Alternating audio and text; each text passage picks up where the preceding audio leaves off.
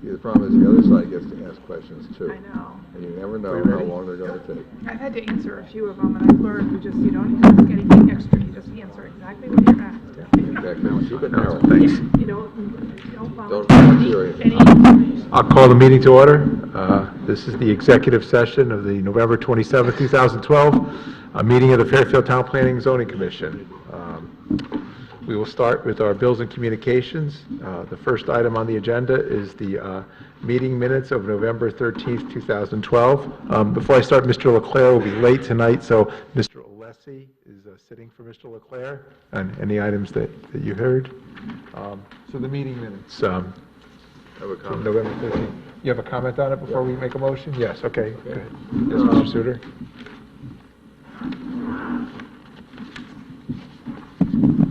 I found two discrepancies in the minutes. The first is simply a typo. It's in paragraph 9 on page 2, second line. It should read, is to be completed as one project and A and D, not in stages. Second correction I think is needed is in paragraph 4. These conditions are taken from the agreed conditions between the university and the neighbors that were attached to the statement of use in the Fairfield University application. And in paragraph 4 of that statement, the paragraph is completed with, after the words, the phrase 12 a.m. is completed as midnight, parentheses, except for previously noted official intercollegiate/interscholastic events, closed quotes, closed parentheses, period. I think that additional language should be included in our minutes to be consistent with the attached agreement and also with the fact that we have used parenthetical comments in previous paragraphs in the same minutes. Mr. Suter, did you go through all the conditions and compare them? Yes. Because I did not. Yes, I went through all the conditions and compared them to make sure that the conditions that were attached to the statement of use were reflected accurately in the minutes. Right, because Mr. Leclerc actually read them, so whatever he read is actually the official thing, so the minutes should reflect that. I hope he read the... I don't know what he read. And the neighbors were very concerned about making sure we had the right copy, because there have been a couple drafts of that, so... I think that, I would say, Mr. right, the minutes should reflect exactly what was in the statement of use, because the applicant stipulated that that those should be the conditions. I think so. Maybe there was another version circulating or something? I'm not aware of any. I think I would move that we correct the minutes to reflect that addition. To number 4 and number 9, okay. The numbers, paragraphs 4 and 9. So, Those two Mr. Suter, things. just basically there was a sentence missing, is what you're saying. No, it's a phrase that's missing in paragraph 4. Right. After the It was on the page. The last line will be turned off completely at 12 a.m. There was an exception. There is an exception. Well, first of all, 12 a.m. is modified by the word midnight, and technically that's correct because 12 a.m. is a neutral figure, and technically it's either 12 noon or 12 midnight. Some people use a.m. and p.m. to designate that, but whenever you use 12 o'clock, you should specify noon or midnight.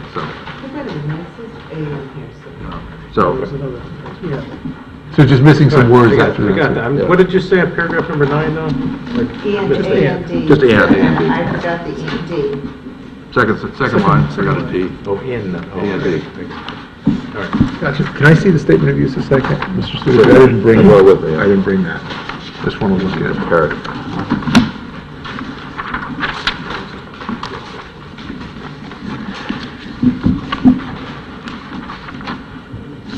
Okay.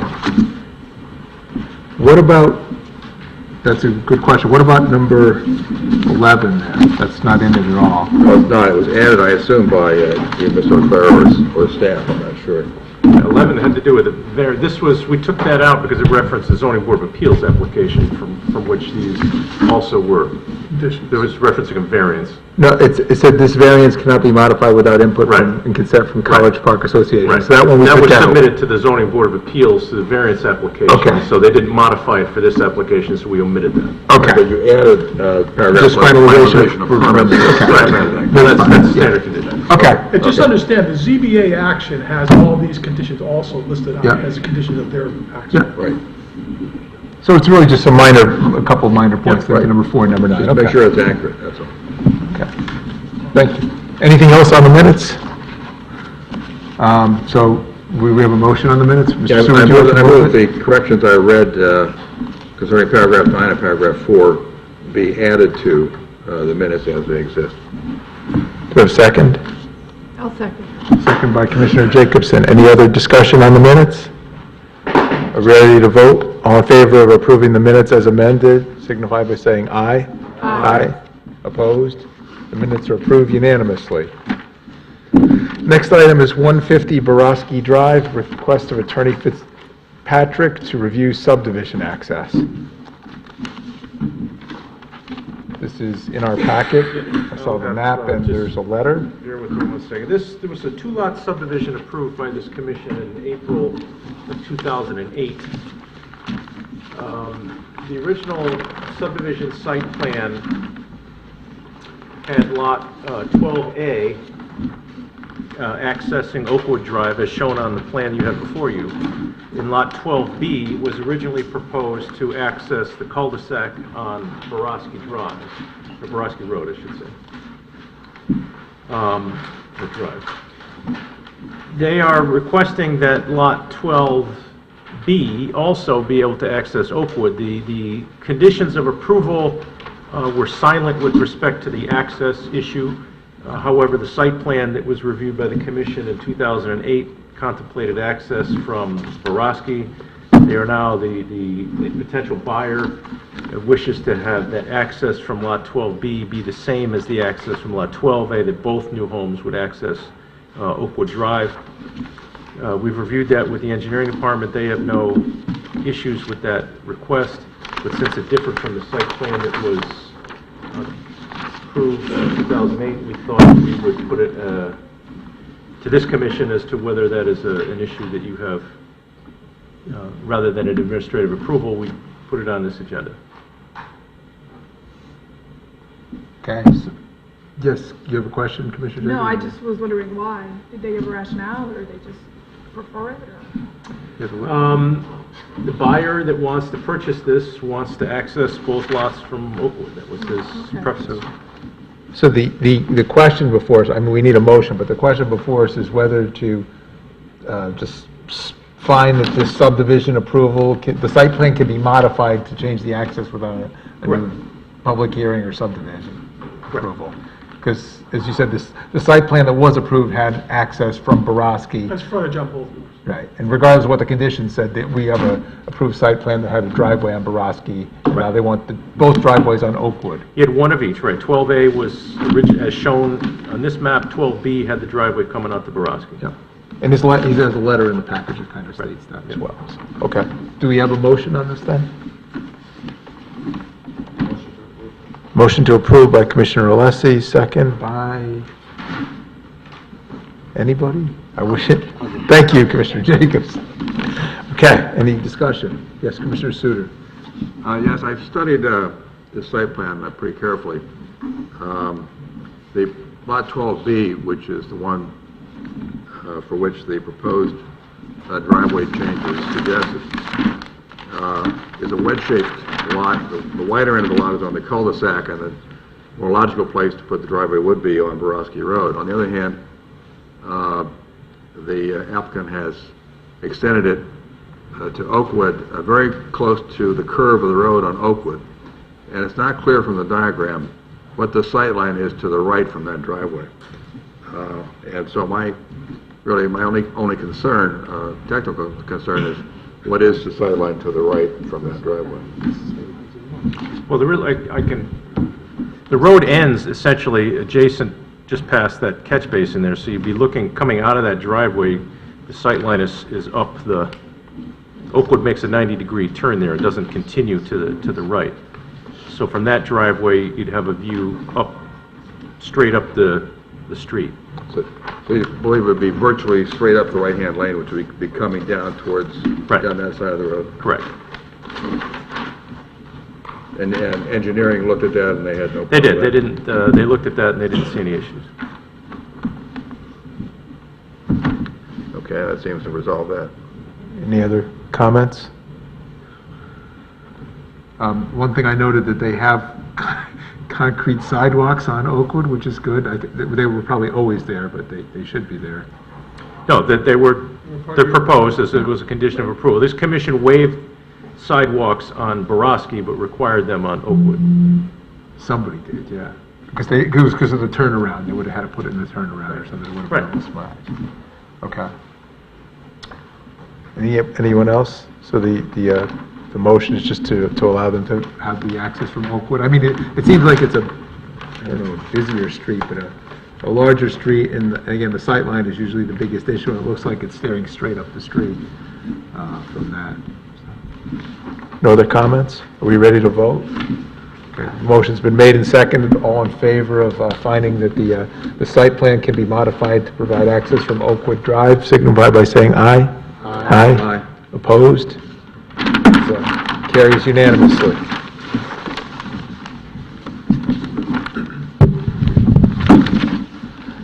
Next item on our agenda is 2226 Black Rock Turnpike, special permit application of Clearview Holding LLC and Clevan Clearview Holding LLC pertaining to additions and alterations to an existing building, premises in the Design Commercial District. Yeah, we have the same 7 people. Give you a brief overview of what was presented at the hearing. Yes. The applicant here is the owner of a 2-story building at 2226 Black Rock Turnpike. The building was formerly the location of the Fairfield Pool. The intent of the applicant is to renovate this existing building. The renovation of the building would include the removal of the second floor of the building and reconfiguration of the first floor. 2 new tenant spaces would be created in front of the building facing Black Rock Turnpike. A small first floor addition on the southerly side of the building, approximately 1,100 square feet, would accommodate a drive-through window. It is anticipated the northerly portion of the front of the building will be occupied by a restaurant. The existing dentist's office will remain as at present is located in the rear of the proposed restaurant and the Bank of Fairfield, which would be the other proposed leaser. The first floor will include a small retail space also at the northerly corner of the building. The existing 2-story building contains 13,876 square feet. The removal of the second floor of the building and the construction of the small bank addition results in a renovated first floor of approximately 8,000 square feet. In the end, there's a reduction in the size of the building from 13,870 square feet to 8,000 square feet. Access to this site at present is via a 2-way access to Black Rock Turnpike. It is proposed that the existing curb cut is to be eliminated. Access to the site would be through an existing Black Rock Turnpike curb cut directly to the north of this property. The driveway will be changed to a 1-way entrance to the property. In addition, the property, which is the subject of the application, will become accessible internally from Lake Hills Shopping Center, which borders the site on the north and the east, as you can see on the site plan. This shared access conforms to the recommendations in our regulations under section 28.9. The on-site parking coupled with the available adjacent parking in accordance with these sections, specifically section 28.9A of the zoning regulations, which is entitled joint usage, satisfies the requirement of 48 parking spaces for the renovated building.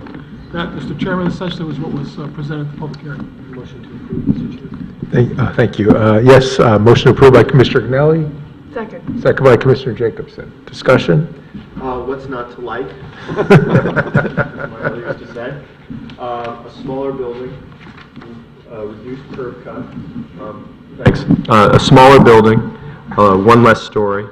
a dynamic use of the space with a new restaurant, maintenance of the valuable dental office that people rely on, shared parking access. Even the one thing that I usually blanch at a little bit, the use of drive-throughs because there's so many on Black Rock, even that, it's internal. It's not exiting directly, it's part of the interior landscape of the parking lot. Beyond that, the design of the new structure is more in keeping architecturally for what we want in town. So easily this will be perhaps the easiest yes vote on a commercial redevelopment I've made in a very long time. I urge my colleagues to support. Thank you, Mr. Janelle. Anyone else? Mr. Alessi? I agree with everything Commissioner Kennelly said. The local bank, local people from town. I think it's a big improvement in the looks of what they've done, a big improvement in the parking lot, and I will wholeheartedly support this application. Anyone else? Any other comments? Mr. Yeah. Suter? Yeah, I think it's a very good technical solution to the problem of relocating the bank in a way that works for really everybody, both the neighboring properties. The easement involved is sort of a win-win situation for both the Lake Hill Shopping Center and for this development. And I like the flow out onto Fairfield Woods Road. Stilson, I should say, in Fairfield Woods Road. So it's a very good proposal. Anyone else? Any other comments on the application?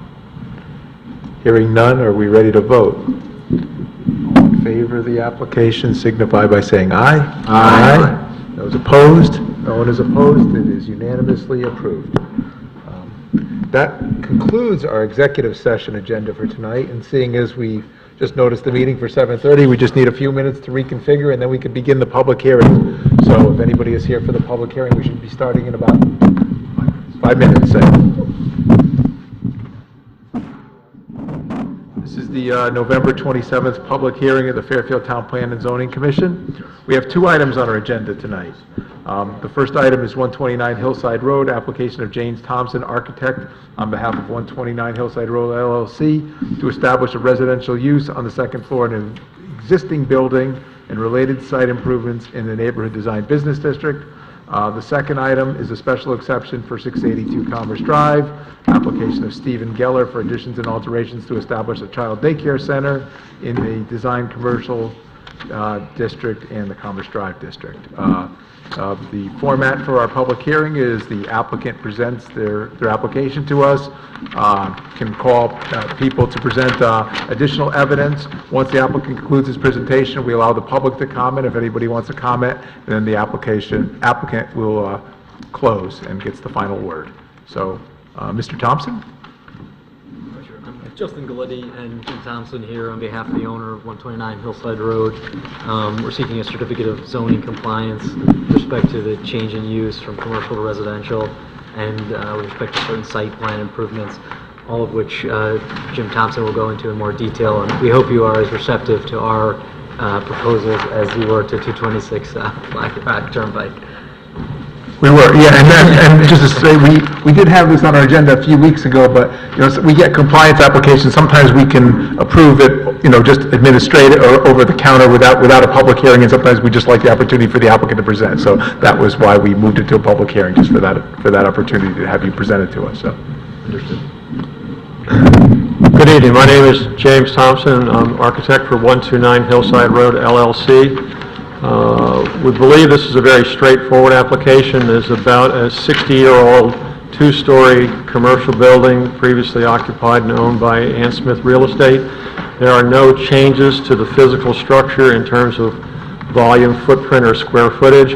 What we're endeavoring to do here is to actually bring this property in compliance with the Neighborhood Design Business District site plan regulations, which have never been in compliance relative to parking, trash enclosures, ADA compliance, etc.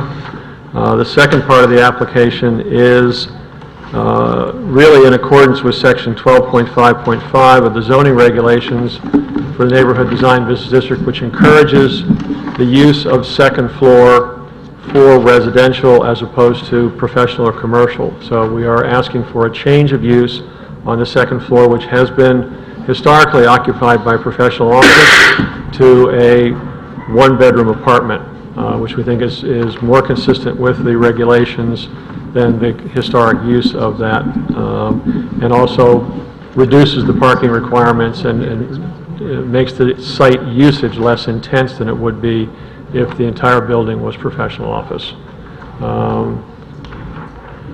Couple of things that are being done here. We have worked with the town engineer and the sanitation department. We are providing, because of the increase in impervious surfaces, we have worked with our engineers and with the town engineer to create a full rainwater detention system on the site that will recycle the existing septic systems and their galleries. So even though it was not required, it is a work in progress on the part of the applicant to actually do water quality improvement relative to this site plan application, even though it is not required. And as we said, we are bringing the site plan and parking into compliance with ADA as part of the overall building improvements. Trash receptacles, which will be located at the back of the property, will be screened in accordance with the regulations. And that's pretty much it. There are no variances required. There are no exceptions to the regulations. We simply want to bring this property up to current codes and standards. Yes, question from Mr. Jacobs? Can you tell us how you're going to do any of the enclosures by the generator? The proposed future generator, again, this is a idea on the site plan, which is a placeholder for future, so that we would have a zoning compliant location should the owner choose to install one in the future. And the premise here is to do a single enclosure with the required trash enclosure for the dumpsters, which would be a stockade fence, which is screened by evergreen planting on 3 sides, access from the parking side for service and for the normal garbage pickup and delivery. So the stockade fence that's referenced would go around the whole area? Stockade fence would actually enclose all 4 sides and evergreen planting around 3 sides. Okay, and it would then also be in the front? Stockade fence with on gates 4 at the front. sides. Yeah, all 4 sides, excuse me, Right. my misspoke. Gating, right? Just on the plan, and I understand the question, on the plan, it's not real clear that there's a solid blue line in the front of those 2 areas. I would agree with you in terms of the engineer's drawing, but the Yeah. enclosure would have gates for both the dumpsters and the generator. Mr. Studer? Yeah. I did have a note in studying the plans more thoroughly that the generator is a gas generator, not a diesel generator. Is that right? Correct. If the generator is installed, there is natural gas service at this property already piped into the property, so It's a it would be natural- the preferred use, the preferred fuel. Natural gas, right? Natural gas. And therefore would be significantly quieter than a diesel generator. Is that correct? Generally, that is correct. And again, the town statutes do require a generator that is less than 65 dBA, so a generator would have to have an acoustical enclosure. But yeah, natural gas generally is a quieter unit with less service. All right, thank you. Is this the only planting, only landscaping on the site? There's other trees around the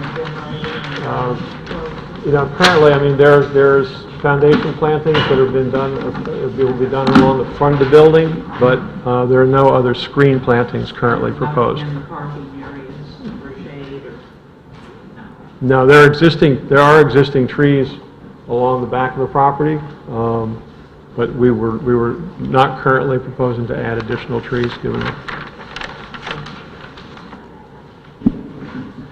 Any other questions from the commission? No? Okay for now? Mr. Wagner, no other questions? No, thank you. Okay. Mr. Thompson, do you have anything further? Okay. Is there any member of the public that wishes to be heard on this application? Yes. You just have, member of the public, you just come to the microphone, state your name. You can speak for or against the application or just ask a question. All questions just directed to the commission, and we'll try to ask the applicant if it's meant to be for the applicant. Okay. My name is Andrew Wolf. I'm a neighbor, and I do like to have the residential business district. I think it's an important part of our town, and they're great places. You also have to realize that part of these designs in a residential business district means that there are residences around. And what I take exception to is the placement of the generator. If you take a look at the neighborhood in a whole, you will see that this property is surrounded on 3 sides by other business parcels.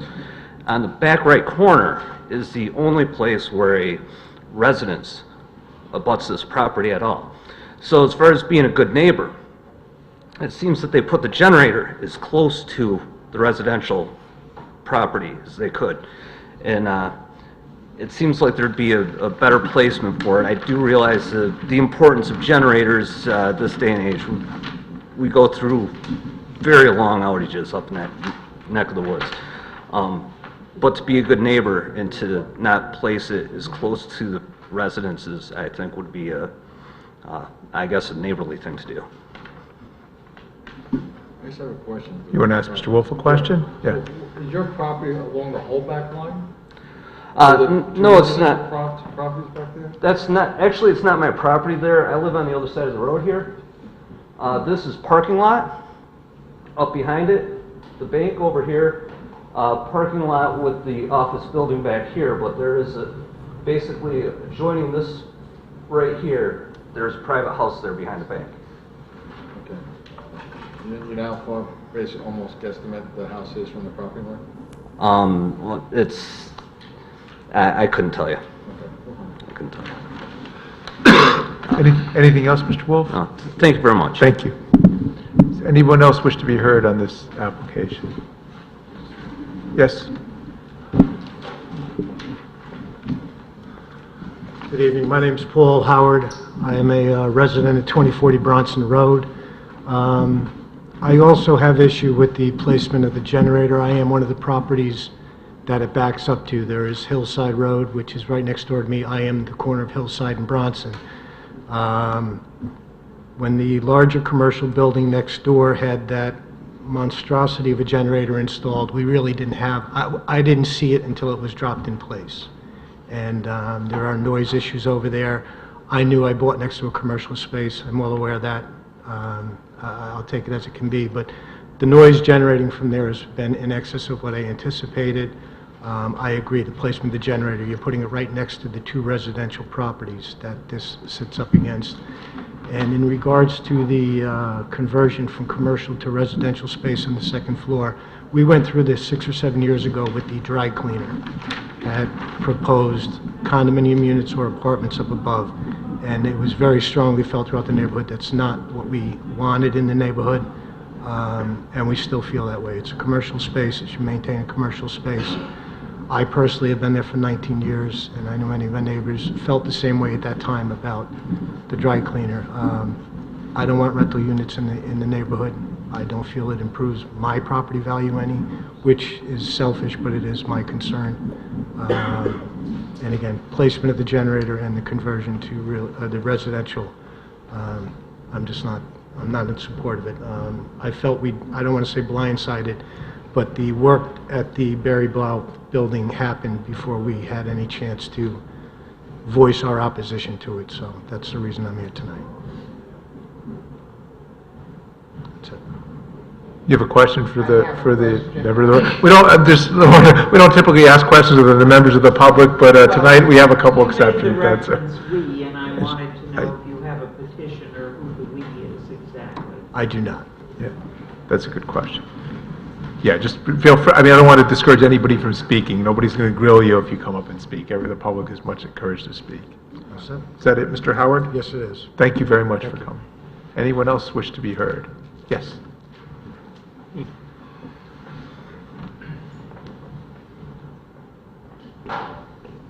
Hi, my name is April Klein. I live at 104 Hillside Road. I think I was here a year or 2 ago. About a generator? Yes!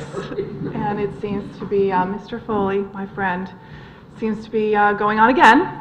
So I think some of you I see familiar faces, so you kind of know my issues with the generator due to the fact that my house is I don't know, 50 yards across from a hospital-sized generator, yeah, that's really fun to hear 3 diesel trucks go on when you have no power in your house. So needless to say, yes, we bought in a commercial district, but Greenfield Hill, as you well know, is a very respectable neighborhood design district. And what is happening, I think it's becoming a little over-commercialed.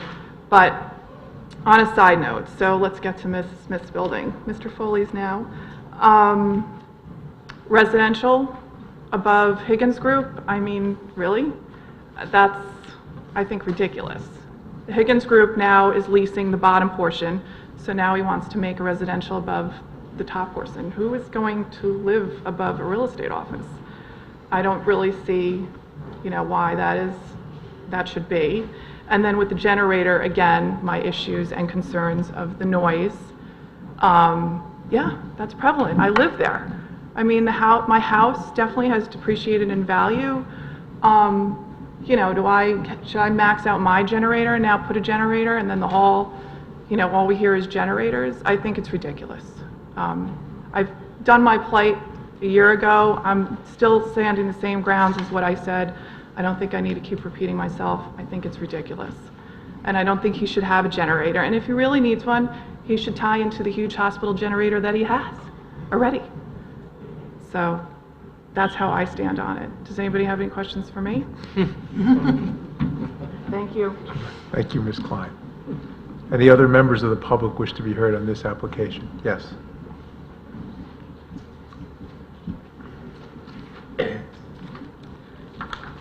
I have a couple of questions that, I'm not sure, can I ask you? No, you can't, you can just address them to the commission. Okay. Name and address. You have to state your name for the record first. If you have a question, you can ask the commission. If it's something about our regulations, we may be able to answer it. Okay. If it's directed toward the applicant, we'll try to get him to answer it on rebuttal. Okay. My name is Mary Ellen Brown. I live on Hill Farm Road. My property abuts this proposal. I guess I'm concerned because there was an application for this particular variance that was October 15th, and I received a letter on November 26th, yesterday, stating that this public hearing was going to take place. My question is, what are the standards for giving the public notice? Well, I will let the staff answer that. I'd actually tell you too, Ms. Brown, that a matter like this normally doesn't even require a public hearing. We actually heard this in executive session, like you heard earlier, sometime in October, and we deemed that this matter was worthy of a public hearing. Now, there's certain statutory timeframes where the public has to be notified, and actually in the newspaper, you can't actually notify them too early. So I would actually defer to staff. They can actually answer that question for you, what it is, but I'm sure we met the statutory requirements.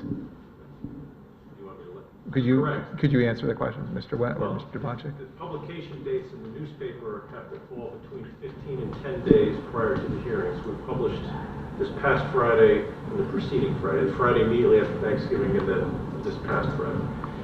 There is no requirement for a zoning compliance application to have mailed notice to anybody, but we did so with the holiday. It probably took longer than it would typically take had the holiday not been there, but the fact of the matter is there is no requirement in our regulations for notice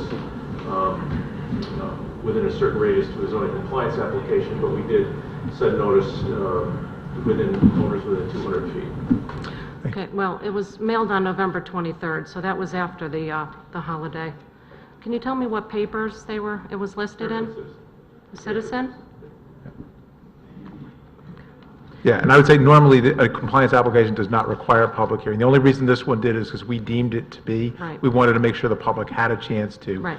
Hear this, so. I'd make a comment to Yes, that. go ahead, Mr. Wagner. That is specifically why I voiced my concern when we were considering this and suggested that it go to a public hearing, was to enable folks like you and Right. neighbors in the community to come out and have an opportunity to review the plans and to make comments and to talk to us and for the applicant to hear your concerns. And Right. So that's why we're here. Okay. Well, I just composed a little, I hope you allow me to vent, because this has been really a situation that's been hard to deal with. We moved to Fairfield over 25 years ago. There was a bulletin board in the center of town that said, "Keep Fairfield special." By that, I assumed, I understood what Fairfield meant by that. And there was a small triangle called the Greenfield Hill Village. This village was quaint and charming. Well, it is neither quaint nor charming anymore. And I'm not sure Fairfield is so special either anymore. I don't recognize it. I understand the owner of this property feels that he greatly improved the buildings in question. However, I can no longer see stars in the sky when I'm on my deck because of the massive amount of lights in his parking lot and on the buildings. I cannot sleep past 6 in the morning because in the spring through the fall because there are ground crews with leaf blowers going constantly. They plow at unreasonable hours. There's a dumpster pickup at 5 a.m. The spotlights on the outside of the building and the interior office lights that are left on overnight. I can't believe I'm living next to an office building. We knew what it was when we moved there, but it was never intrusive. Yet this is a business and commercial area, but it is mostly a neighborhood. There are air conditioning units on the roof that kick on and off every 6 seconds. Last year, because of the weather that wasn't so bad, we had to live with this air compressor going on every 6 seconds, 24/7 for the entire year. During Hurricane Irene and Sandy, the power outages, we had to endure this generator running round the clock, and I tell you, it sounds like a Mack truck parked next to my home. I overlook 30 to 50 cars that come in and out of that parking lot every day. I can't sit out on my deck. My daughter graduated from high school this past June, and my family and guests from out of town couldn't believe the generator and the lights at night and all the noise that was going on there. It is no longer peaceful or quiet. I can't open my windows because of that generator when it kicks on every Tuesday and the air compressor that it continually runs. I cannot believe that another generator is being proposed for that site. And another dumpster. Please do what is right for the families of who live in that neighborhood. We are willing to buy there based on what it was. It is changing and it is no longer something I recognize. If they could turn off the lights in the office building, if they could turn off the lights in the parking lot, do not add the second generator or the dumpster, and don't change the that building to an apartment. Because if you allow that to happen, there's nothing to say that he won't allow the 2 bottom buildings to become apartments as well. And then we have a tenement there. And once you open this door, then we'll be back letting the cleaners add on his buildings above that he had wanted to. So I think it opens up a can of worms, and I don't think it's fair to the neighborhood.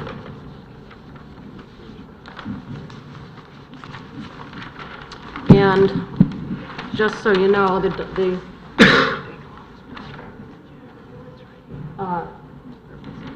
generator's proposed right there in my house. My yard is right there.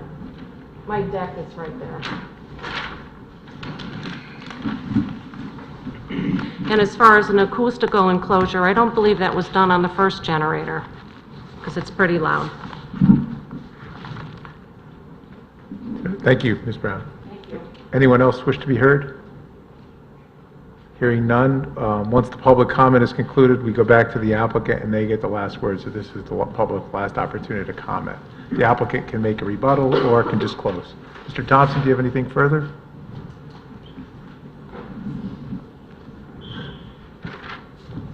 Thank you. This is James Thompson, the applicant, and I would like to attempt to address the comments, and hopefully I can be consistent and complete.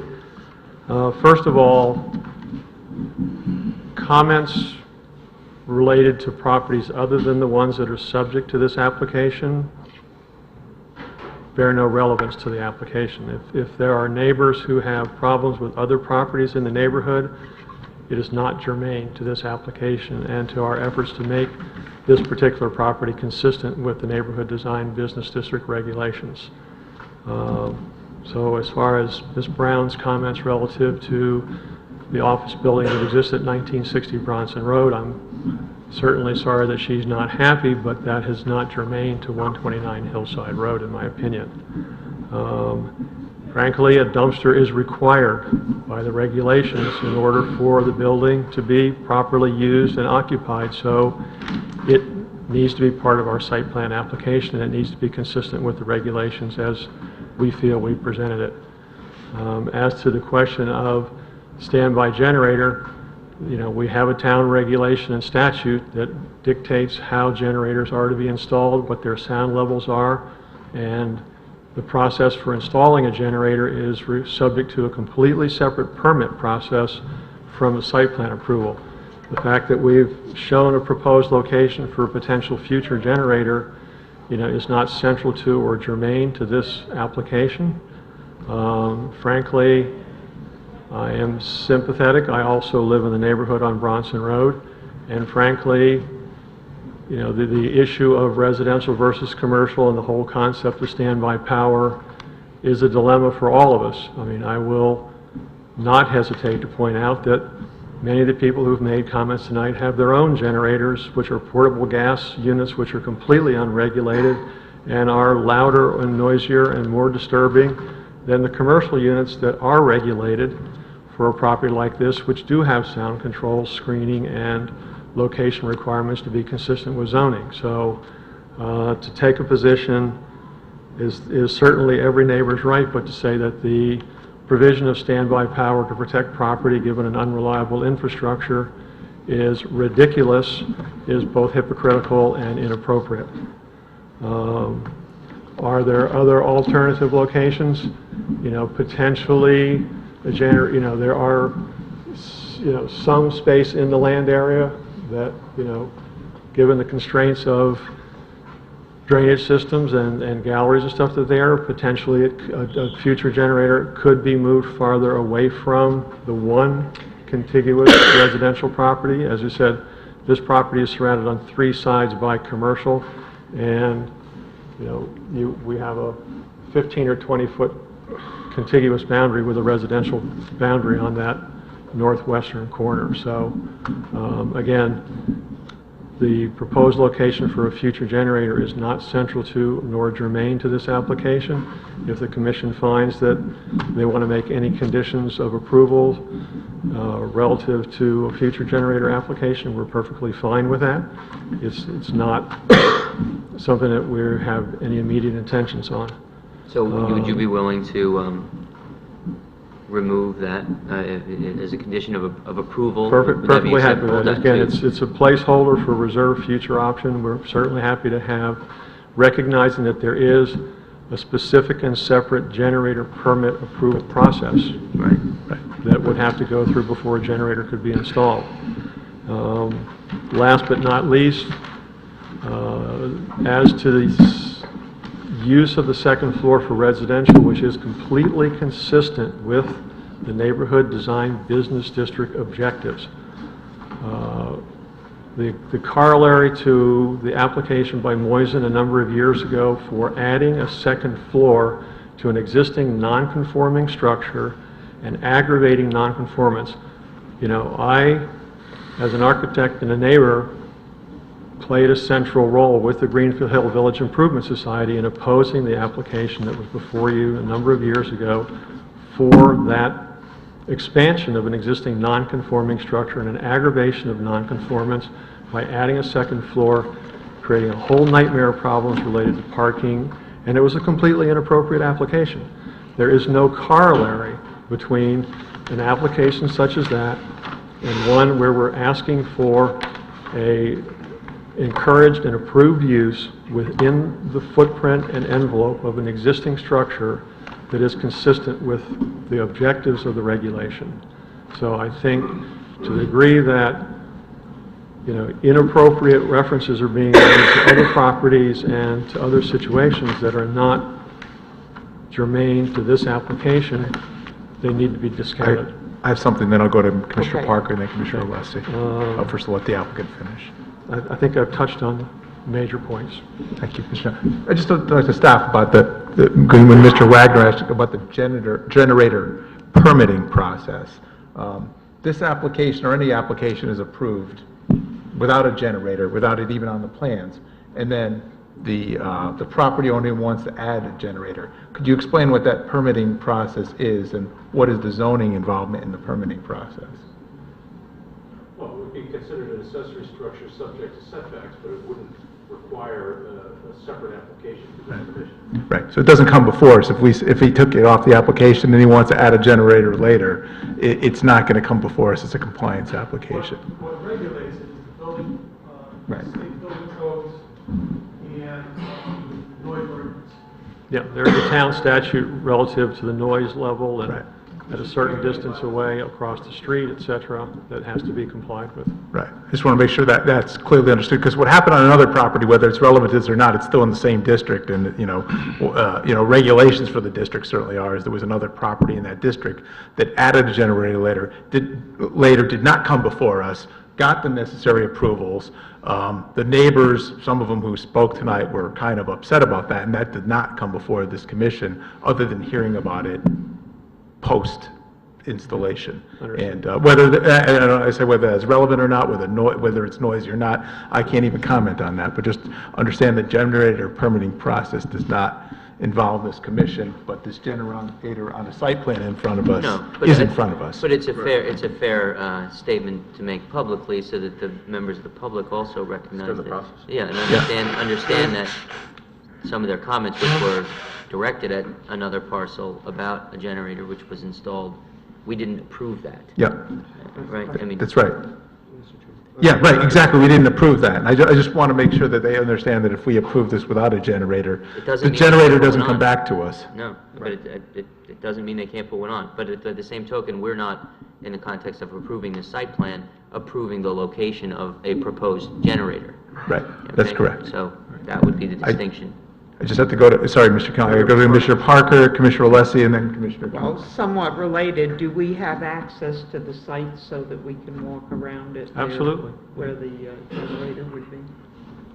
Thank you. Commissioner Alessi, you had a question too? Yeah, Mr. Thompson, I have a 20 kW gas generator, so I know it's not that loud, and I can attest to that fact as well. But, for a week after Sandy, this whole town was humming with generators, just it happened the way it was. But in the spirit of being neighborly, is it possible to put the dumpster and the generator next to parking spot 8 on your map? Considering you have a commercial area on that side, it's away from the neighbors, residential area, and the dumpster as well, too, which can be stinky. Possible, it's much more difficult from a standpoint of service in terms of turning radiuses for, the truck that's got to pick up that dumpster and unload it, and so Well, that's the a short propo- answer is possible, but not optimum. from Well, the that's a standpoint- proposed curb cut that you have there, a curb coming around that blue dotted line? This is the proposed curve Yeah, right here. Yeah. right. Is there any way you can put an 8-foot asphalt roadway to back up to the dumpster and the generator and service it that way? I'm not clear what you're suggesting. Well, you just open up the curb and put, You're not putting it here. or there, or back it up, closer to the property line and get access to it, open up the curb cut? The short answer is anything's possible. This was a location that was most agreeable from the standpoint that it eliminates a garbage truck that has to come in there and make a 3-point turn as opposed to being able to pull straight in. It lifts the dumpster up, and, on a 6-yard dumpster, it picks it up and No, I puts it over the understand. back and puts it back down again. So, to the degree that, But the neighbors do have legitimate concerns considering that back corner, considering that is the only residential side on the piece of property. anything's possible. It just requires more paving, more coverage, more impervious surface, and Well, we'd be taking away the impervious surfaces in the back and add it to the side, correct? no, in order to do what you're suggesting and bring the dumpsters over here, you'd have to pave that whole area in order for the vehicle to be able to actually get there and pick it up and service it.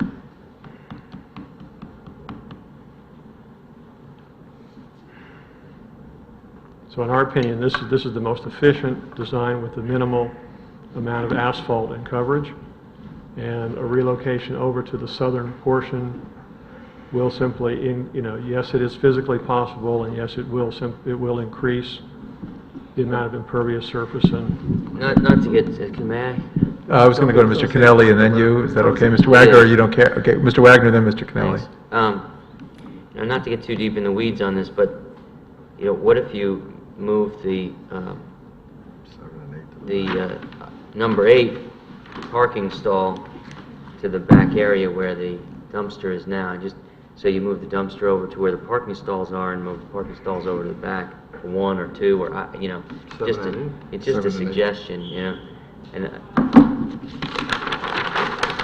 then you wouldn't be needing additional paving in the upper left-hand corner. Yes, it's possible. It's much less desirable from a tenant standpoint to park farther away from the building and have to circulate past the trash containers. I mean, aesthetically, we're... Well, it's going to be covered by a fence, right? Yeah. It'll be screened. But What is your open to the condition? You'll accept the condition if it's made? Our goal is to try to get a happy solution here that's consistent with the regulations and deal with what's already a problematic property, which is non-conforming. Right. We haven't asked for any variances, no special considerations. We're trying to make this thing completely consistent with the existing regulations, so. Sure. Mr. Thompson, I wonder if you could talk a little bit about, you're not obligated to do this, but just for the record, just maybe talk a little bit about what the intended tenant is for the residential space.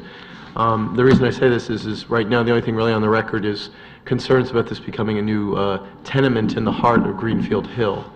So is that what you're proposing, a tenement in the heart of Greenfield Hill, or what exactly is the targeted audience for your residential space in this building? Can you talk about that a little bit? As most of us are well aware, there is a dearth of rental housing available in the town of Fairfield. We're talking about a 1,300 square foot, 1-bedroom apartment that is high level of finish, Market rate?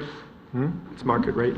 Market rate, absolutely. And frankly, for this location, for our neighborhood, we think the likely tenant for this would be a single divorced person or a younger couple.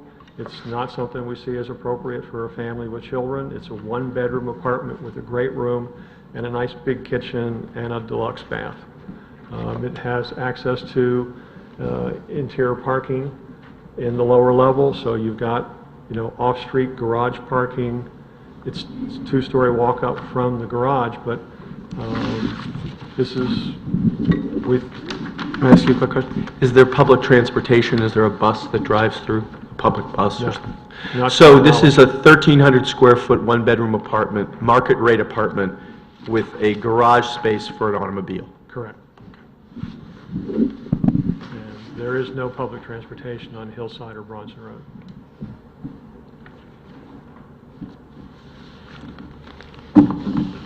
Anything else, Mr. Kennelly or Mr. Wagner down there? Thank you. Residential is not located on a ground level either, Right. so it's not as if we could be making it a entire residence or a 2-family or anything. Could you like repeat that? that? I'm sorry, could you speak in the mic? You can't have a residential unit on the ground floor in a So you can't- neighborhood design. We can't make it, the first floor a residential use as So well. it can't grow? It can't It grow. It remains an office with a 1-bedroom apartment above, Exactly. high-end 1-bedroom with a parking space. Which is what the objective of the regulation is directed towards. Well, it also can't exceed 50% of the square footage in Right. 1255. It can't be on the ground floor. So a member of the public was concerned about the ground floor, and our regulations would not permit a ground floor residential use. It will permit a second floor residential use. Correct. Current regulations. Downtown, but not in the commercial. Yeah, we don't have too many in the neighborhood There's design garages. district, but it is allowed in, Yeah, it is allowed in right. They have them, 1255. down on the post roads. Yeah. Yeah, I mean, is you've very obviously different, but- got areas like the Brick Walk and whatnot. Right. They've been very successful with this type of development, and obviously, many of us feel that more of this in town, that's what the purpose of the Neighborhood Design Business District is about. Okay. We thank you for your consideration. If there are no more Is there questions. anything else before I close this? Okay. No. I'm sorry, that's not the rules. Thank you. I will close the hearing. Oh, yeah. I don't even know what that is.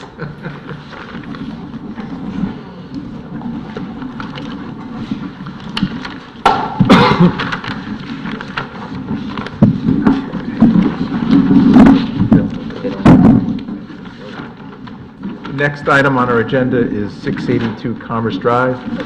Special exception application of Stephen Geller for additions and alterations to establish a child daycare center in the Zion Commercial District in Commerce Drive District. I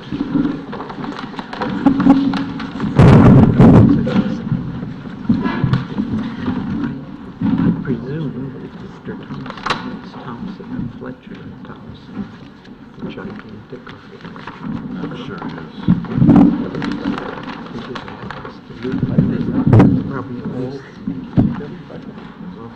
Yes. Are we ready for the next hearing? Good evening, Commissioners. I'm Gregory Fidleski. I'm a licensed professional engineer and land surveyor with Fuller Engineering. We did the site engineering on this. With me this evening are Paul Gustafson, the owner of the property for about 20 years. And just for the record, he is intended to remain as the owner. He will be the landlord. The tenant is going to be Bright Horizons child daycare system. With me this evening also are Steve Geller and Jody Chevarella from Bright Horizons. If the commission's interested, I have some brochures from Bright Horizons.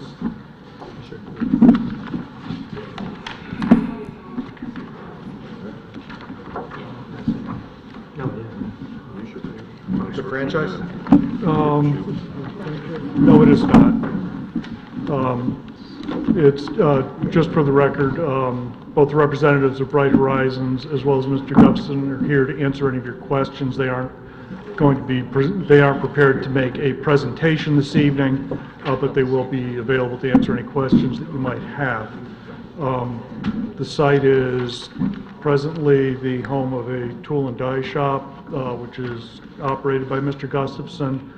Property is just a little under an acre. And the existing one-story building is here, nearly doubling the size of the building with a rear addition, putting playground area to the rear and separated by age groups. We'd have parking along the side. We did provide stormwater mitigation in accordance with the engineering department regulations. We've also proposed to put in a storm scepter, stormwater treatment system, oil water grit separator. Again, with the acceptance of the engineering department. It's been sized for, I believe it's 84% reduction of total suspended solids, as opposed to now where there is no removal of suspended solids other than by the sumps and the catch basins. The site disturbance will be minimal, if you will, in that most of this work here is replacing areas that are, for the most part, already impervious. Putting in some minor landscaping in the corners. There isn't a whole lot of room to put anything else. This has been before the Economic Development Commission. I don't know if you have a copy of this letter. It's dated to your commission from the Economic Development Commission. Yes, dated November 26th. Yes. We all have that, yes. Okay. Mr. Podolsky? Yes. We have it.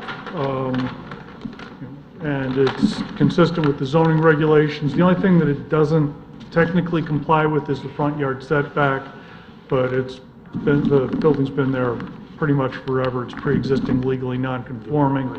Everything else, we're compliant with zoning. We believe we have sufficient parking. It's an ideal location. It's, if you would care to, it's within a long walking distance of the train station, which makes it an ideal location for parents that want to drop their kids off on the way to catch the train. pick them up later, however they want to do it. It's an ideal location for that.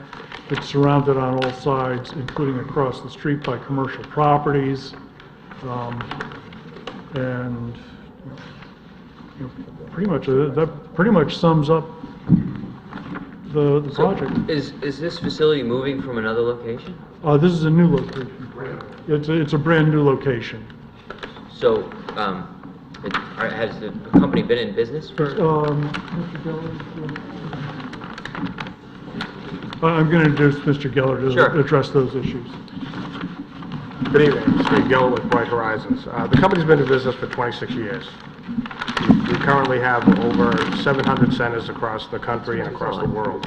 That's what I thought. Okay, no, so the original question from Commissioner Alessi was whether this was a chain or a franchise, and forgive the word chain.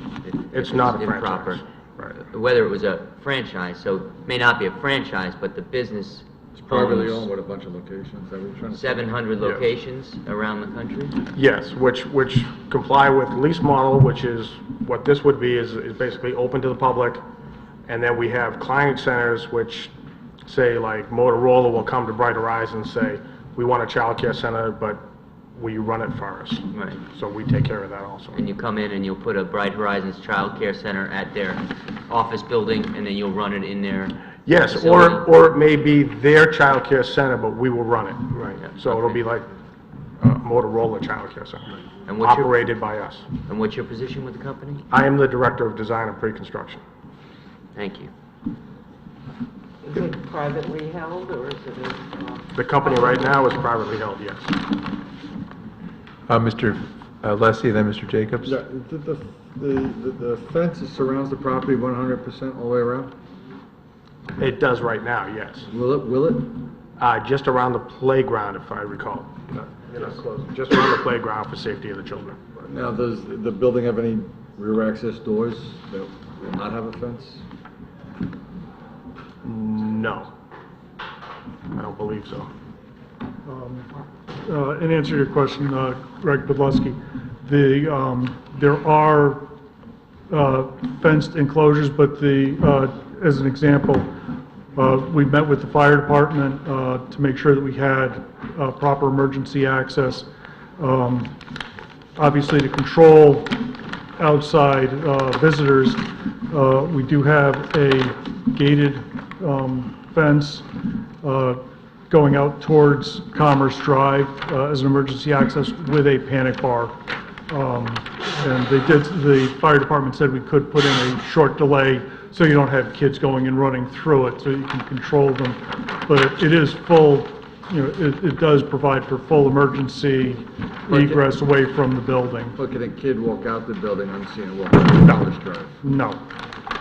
Again, it's intended for the gated fence over here to be on a time delay.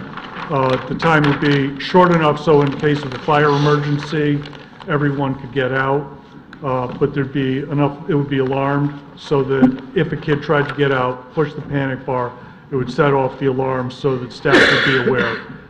There is no way for kids to just go meandering on their own and doing sightseeing along Commerce Drive. Mr. Jacobs, you had a question? Yeah, could you just go over who your neighbors are on the three sides? This is we've got the old Sims building over here. You've got the Staples Plaza back here.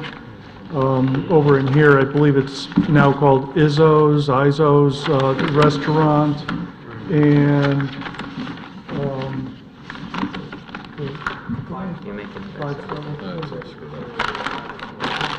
there's a five-star laboratory right next door. Just one thing, I'd take the opportunity to point out, we have very shallow pitches on the drainage as it exists, but everything drains by gravity. I observed today, I always try to make it a point to go out and do a site observation on the day of a hearing, that it looks like they had a problem with their storm drainage down here because it looks like there's a sump pump in their catch basin that's piped out all the way to Commerce Drive. It was not flowing today, but with ours, we have very shallow pitches, very shallow covers, but it does work. It's utilizing the existing system, and we're able to do it all by gravity. Also, being that this is an overlay zone. Yes. Which would allow much more density, why did they come up with this use of the property and not one of the higher density uses that we have in the new overlay zone? Because we happen to be able to have a landlord that was desirous of utilizing the property and a tenant that was desirous of utilizing the property, and they were both able to reach a mutually agreeable solution, which also has the advantage of providing services, needed services to a lot of members of the community. Could more money have been made? Very possibly. But this was a solution that was amenably worked out with all parties. Thank you. Yeah. I note in the memo on the transportation assessment that you rely on data that you obtained from a facility in Redmond, Washington in 2009, which you characterize, I think, as a suburban facility. Are most of your daycare centers in urban settings, and that therefore this is out of the norm for you, or what? That'll have to defer to Mr. Geller again, I'm sorry. No, this is not out of the norm. We use them in quite a few, they've done quite a few traffic studies for us across the country, using Redmond as a guide that they use to compare against all different cities. But we have numerous locations in various urban, downtown locations all over. Okay. Commissioner Parker? Yeah, I have a question about the site, considering it was a tool and die company, is there any contamination on the site? What was tool? I'll introduce Mr. Gustafson, the owner. Thank you. Hi, my name's Paul Gustafson. I had a tool and die shop, still operating on this site for 20 years. Before that, I was at 1455 Kings Highway, which was demolished to make room for the train station. We had HRP Associates come in and do some ground testing. And there was an area that is going to be where the playground is that had impacted soil. And we kept drilling out until we found the edge. And it turns out to be somewhere in the neighborhood of 100 cubic yards of dirt was impacted. And when asking Bob Simmons, who was the geologist, well, how much is it impacted? What's in it? It was hydrocarbon or oil. And I asked how much oil is impacted in the area. He said, well, if you take the 100 cubic yards, if you heated it to extract the oil that's in the soil, you'd probably get 1 cup of oil, which is 8 ounces. So what our plan is to go in and dig that out, remove it, process it, keep it off site, and then bring in soil that's not impacted. So it's what was on the property previously, and it wasn't from the tool and die company. It was absolutely not. I wrote shotgun on that property, and I wouldn't allow anything to happen outside the 4 walls that were illegal. Yeah. But you found something and you're going to remediate it. Yes. Which will be done after the building is up. I have a plan to put the addition on. And then because it's paved there now, so the construction vehicles coming in off the property won't be bringing all that muddy dirt out onto Commerce Drive. And once the building's up and all the construction's done, then I will remove the earth, repave the parking lot, and hopefully keep it as clean as possible. Because I watched Handy and Harmon remediation there, and that was a fiasco. And that won't happen on my property. Thank you. So do you have more to present, Mr. Podolsky, or? Because There's- your flow, there's various questions coming. Happy to answer any questions anytime between now and the end of the hearing, but short of right of rebuttal, we rest. Well, okay, I have a couple questions then. Just, actually, it'll be about 100 and over 100 children there potentially, right, at this facility? And up to 5 years of age, up to 6 years I of age? believe it's 6 years. What are the hours of operation, and how does that work, for a 5-year-old that's probably in kindergarten to use the facility? Like, how does? Pre-K. Yeah. Pre-K. You just explain, what the hours are, how people get there, and... Sure. Hello, I'm Jody Chevarella, and I'm a regional manager with Bright Horizons. I manage our locations here in Connecticut, and I would be responsible for the day-to-day operations of this location. Our hours are scheduled to be 6:30 a.m. till 6 o'clock p.m. However, those may adjust based on the needs of the community. We thought to start, that would be what we would have scheduled, but if we found that people were taking later trains and needed till 6:30, we would explore that. But for now, we're looking at operating, regardless of what it is, an 11.5-hour day. Okay, and it would be for like a 5-year-old, it would just be a pre-K program for them? Correct. So we would have infant care, toddler care, preschool, and pre-K care. And as he passed out the brochures, we are a high-level quality childcare program that we feel would really be an addition to the Fairfield community. Okay, so the 5-year-olds there would be in a pre-K program? Correct. How long they would stay there? Okay. Yeah, exactly. Sometimes children are, they don't go on to kindergarten immediately. Sometimes we can provide people with support, like backup care, which you saw happen during the storm. We were able to service a lot of families so they didn't have to miss work when their public school is closed. So sometimes we provide backup services as well. Thank you. Any other questions for Ms. Chevarella? Yes. Any other questions? Any operational questions or Chevarella. questions about Bright Horizons? Bright Horizons question? No? Okay, thank you. Okay. Mr. Podolsky, anything else, or? It's just, my other question was, was there anything that talks about what the building is going to look like after the renovation? Were you going to? Well, you've got it. Yeah, we have a rendering. It's basically, that's what it's going to look like. Okay. I'm not an architect, I'm a site guy. I'm not going to go waxing eloquent about fenestration, et cetera. But Mr. Devanchik? Why don't you just describe the material and whatever cosmetic additions are Right. I'm not even certain, did we decide on the surface?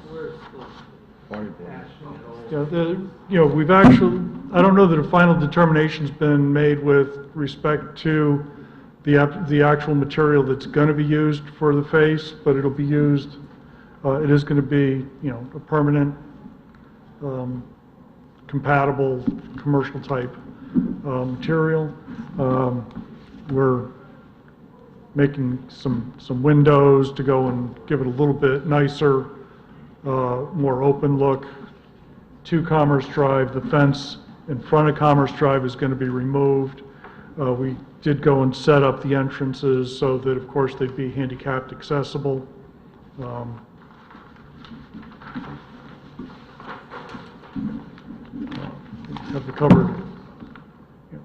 Have the covered areas to get out to the playgrounds.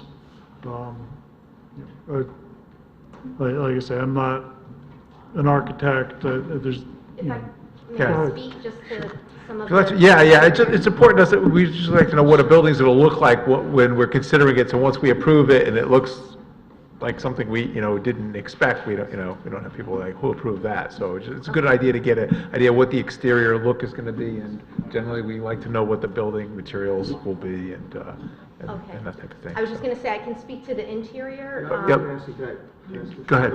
Yeah. Before we get to no, I was just going to say, is it my understanding, because I think I've seen this kind of, and it was Bright Horizons, but other organizations, where you basically, am I correct, that you sort of adapt to the space you're given, the kind of your core principles of how you deliver the childcare? In other words, there's kind of certain things that am I right? That what Yes. happens is you take an existing space, as long as it's within the range of parameters you can work, and then you kind of retrofit what you need inside Correct. to achieve the learning objectives, et cetera, care objectives that you have in every one of the 700 sites, right? Isn't that- Correct. So Motorola has a space, you go in and figure out how to make Motorola's space work in the Bright Horizons matrix. Correct. Here, you took this tool and die factory, it gets cleaned up a bit, the exterior's not that amazing, but the interior, you retrofit to look like a Bright Horizons inside. Is that? Correct. okay, That's correct. Right, And I because wanna- most of the time, they're inside. right? They are, and I do want to stress that, we are a high-end quality childcare program, so our curb appeal is very important to us. So when you look inside, there will be 4 very spacious classrooms for the infants, which are the non-mobile children. There'll be 4 rooms for toddlers and 2 rooms for preschoolers. So the children will be in rooms that are going to meet the square footage. We actually will be licensed by the Department of Public Health in Connecticut, so we will be meeting or exceeding their standards for square footage. And I think a couple really nice pieces about this particular design is we're also going to have a movement zone. We are really looking at along with Michelle Obama's healthcare, a lot of her discussions around children's healthy living. We're going to have a movement zone inside where children will have daily exercising, and we're also going to have an area with an art studio. So children are going to have really nice enrichment programs right inside the program. So this is an educational program where they're going to be preparing for school and life, and they're also going to have additional space inside for them to be able to express their different interests throughout the day. Mr. Parker, you have a question, then Commissioner Wagner? I think that's all well and good inside, but we're going to be primarily Okay. looking at the exterior. And as I recall, it's currently red brick. No. No, it's dark. It's in been color. it's a brown pebble stone Is what it is, okay. right now, which was a brick underneath. Mhm. So back in 1972, the bank owned the property, and they came out with that shot, I call it. They put stucco on the building and they put stone on it. So we're trying to remedy what's the best way to reskin that older portion of the building. And we were looking at possibly an ephes or clapboard siding of some sort, either be vinyl or hardy board. We're still discussing which would be the best look on the outside. My goal is to make the building look beautiful for the area. You have an architect? Yes, we have architects working for him. He didn't come, he couldn't make it tonight. Greg works with Because him. quite often we get samples of the exterior. The material, it could and be stuff. vinyl or hardy board or ephes. We're still discussing what surface we would like to put on the outside, but it would basically be durable. And right now it's durable, it's just that it's a rough finish. Someone asked why we chose Bright Horizons rather than going with some 6-story building. Well, we wanted to enhance the neighborhood, add to what's going on in the neighborhood. And my grandkids go to Bright Horizons, and they're probably the most single reason why we chose to go with these people, because Where? they should be the poster children. Where is the Bright Horizons? The ones they go to is up in the Boston area. Oh, And they should be poster children for this organization. I mean, you would be amazed on what a 3.5-year-old child could do, you know? And her sister's going there too now. She's a year and a few months. But I thought this would be a absolutely great addition to Fairfield, because I don't think we have anything like that here today. And it's a good location because it's by the train station.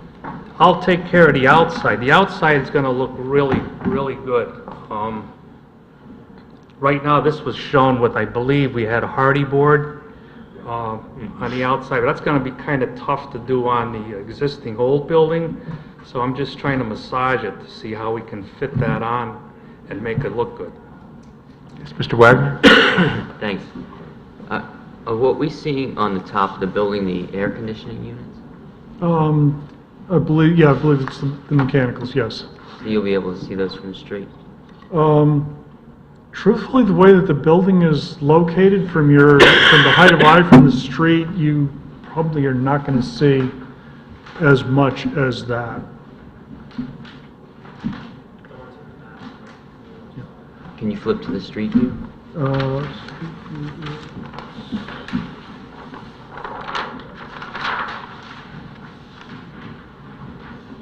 That would be your street view there. Yeah, they do.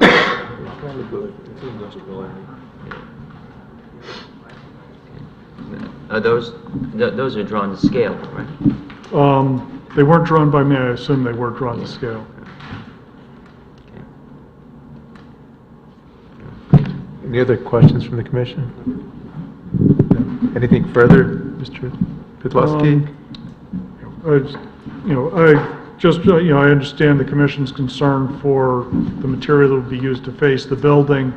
And I would invite the commission to consider either, if you otherwise see fit to approve this application, I don't know if you can defer the approval of the material to staff, which would be acceptable to us, or if it would be that important, we could, if you needed us to, we could certainly provide you with a sample of the material that we would use. I certainly understand your concerns.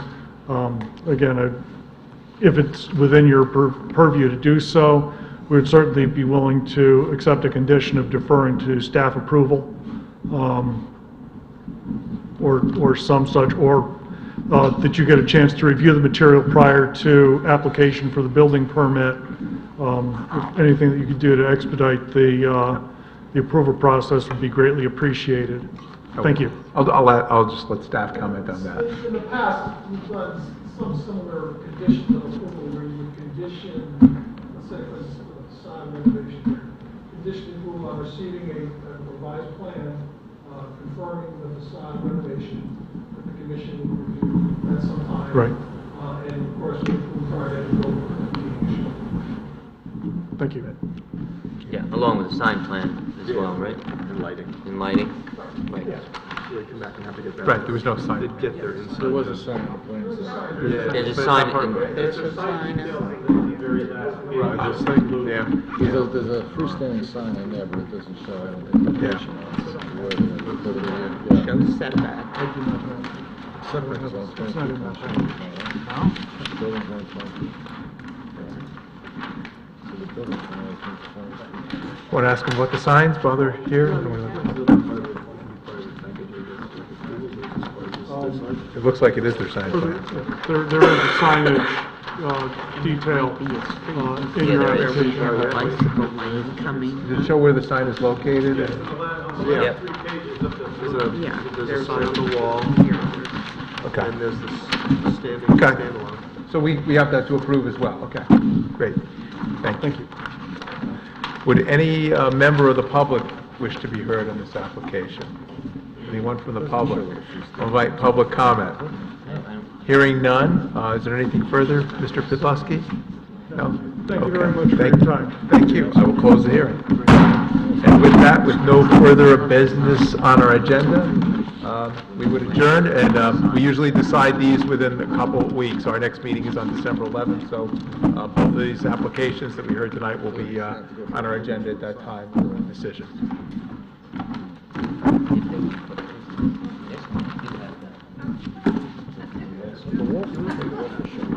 9 o'clock.